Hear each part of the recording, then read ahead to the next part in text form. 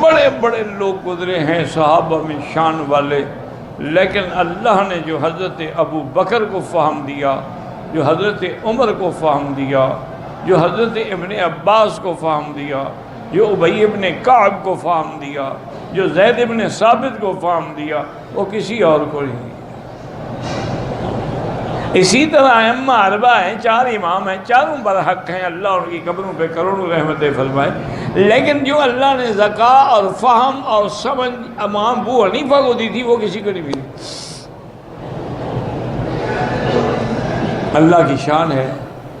بڑا عجیب واقعہ ایک آتا ہے کتابوں میں کہ حج پہ آئے ہوئے تھے امام صاحب، اور امام شافعی اور امام سفیان ابن عیینہ اور امام اوزاعی اور یہ بڑے بڑے لوگ، یہ سب حج پہ آئے ہوئے۔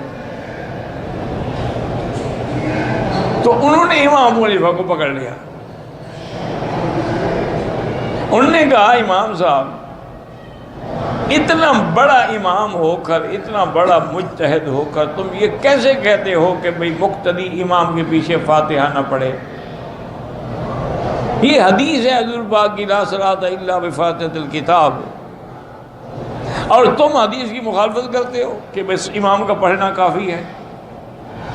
ہم آج تمہیں نہیں چھوڑیں گے، اس موضوع پہ ہمارے ساتھ مناظرہ کرو، اگر تمہارے دلائل ٹھیک ہوئے تو ہم تمہاری بات مان لیں گے، ورنہ تم ہماری مان لو۔ اس وقت ضد تو نہیں ہوتی تھی نا۔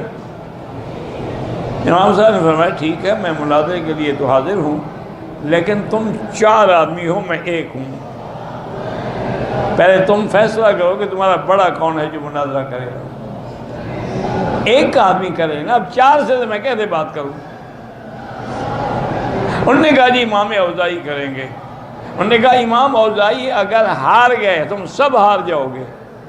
انہوں نے کہا جی بالکل۔ انہوں نے کہا اگر جیت گئے تم سب جیت جاؤ گے۔ انہوں نے بالکل۔ انہوں نے کہا مناظرہ تو ہوگی، آپ کس بات کا مناظرہ کریں؟ کہا کیا مطلب؟ انہوں نے کہا اگر امام اوزاعی کی ہار سب کی ہار بن سکتی ہے، امام کی فاتحہ مقتدی کی فاتحہ نہیں بن سکتی؟ سب چپ کر کے بیٹھ گئے۔ اسی لیے امام شافعی رحمۃ اللہ علیہ فرماتے تھے کہ ابو حنیفہ کو اللہ نے اتنی قوت استدلال دی ہے، یہ انہوں نے فرمایا مسجد کا یہ ستون ہے نا، اگر مثال کے طور پر کہہ دے کہ یہ سونے کا بنا ہوا ہے تو ثابت کر دے گا کہ سونے کا۔ لیکن اس وقت اختلاف ہوتے تھے دین کے علم کے لیے، جھگڑے نہیں ہوتے تھے، ایک دوسرے کے خلاف فتوے نہیں ہوتے تھے۔ امام شافعی اب دیکھیں نا، خود امام شافعی فاتحہ کا قائل ہے، اس کے نزدیک تو سری جہری ہر نماز میں مقتدی کو فاتحہ پڑھنی ہے۔ اچھا امام صاحب جو تھے، امام شافعی اللہ نے قبر پہ کروڑ رحمتیں فرمائے، تم تو سن سکتے ہو، باتیں کر سکتے ہو، وہ نہیں کر سکتے جو اللہ نے ان کو دیا تھا۔ رمضان المبارک میں ہر رات امام شافعی ایک قرآن کا ختم کرتے تھے۔ تم تو اگر امام صاحب ذرا لمبی قرات کر لیں تو تمہاری ٹانگیں جواب دے جاتی ہیں۔ کہتے ہیں دوسری مسجد دیکھو جی، یہاں تو امام صاحب کو بریک لگے ہوئے ہیں، وہاں چلو جہاں 1 سپارہ بھی پڑھا جائے اور آدھے گھنٹے میں 20 رکعتیں بھی ہو جائیں۔ اور ہمارے پاس بھی ماشاءاللہ حافظ بڑے ہیں، بس تعلمون یعلمون تعلمون یعلمون کا پتہ لگتا ہے، اور کوئی پتہ لگتا ہے کیا پڑھ رہے ہیں۔ بہرحال تو امام شافعی تو بڑے سخت تھے نا اس مسئلے میں، ان کے نزدیک سری جہری حال میں تو آپ نماز نہیں پڑھاتے تھے۔ جب نماز کا کوئی وقت سفر میں بھی ہو جاتا، کسی شاگرد کو کہتے بھی تم پڑھاؤ۔ آپ بغداد میں تشریف لائے، میں بھی الحمدللہ بغداد میں گیا ہوں، اور میں نے بھی وہ امام ابو حنیفہ رحمۃ اللہ علیہ مدرسہ دیکھا ہے، اور میں نے آپ کی قبر بھی دیکھی ہے، اور میں نے حضرت عبدالقادر جیلانی رحمۃ اللہ علیہ کی قبر بھی دیکھی ہے۔ بغداد کے اندر جو زیارات تھیں الحمدللہ وہ بھی کی ہے۔ تو وہاں جب گئے تو اس مسجد میں جو قبر کے ساتھ مدرسہ اور مسجد امام صاحب کی، وہاں نماز کا وقت ہوا تو جلدی سے امام شافعی مصلی پہ کھڑے ہو گئے۔ تو طالب اور شاگرد اور سب حیران ہو گئے کہ امام صاحب تو نماز پڑھاتے نہیں۔ آج کیا شوق ہو گیا ہے. اور الحمدللہ اللہ کا شکر ہے کہ آج ہم امام صاحب کے پیچھے نماز پڑھ لیں گے.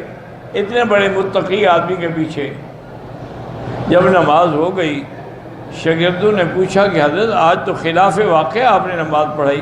فرمایا استحییت من صاحب ھذا القبر، اس قبر والے سے مجھے حیا آیا کہ اس کے نزدیک مقتدی پہ فاتحہ نہیں ہے، اور میں اگر مقتدی بن کے فاتحہ پڑھتا تو اس کے قول کی مخالفت کرتا نا.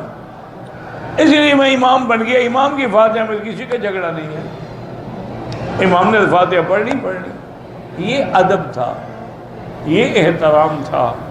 اللہ تبارک و تعالی ان ائمہ پہ کروڑوں رحمتیں فرمائے. اختلاف صحابہ کے درمیان بھی ہوا ہے، اختلاف مجتہدین کے درمیان میں بھی ہوا ہے، تابعین کے درمیان بھی، لیکن وہ اختلاف ذاتی اغراض کے لیے نہیں تھا. وہ اختلاف علمی ہوتا تھا. علمی بحث ہے، ایک آدمی کی سمجھ میں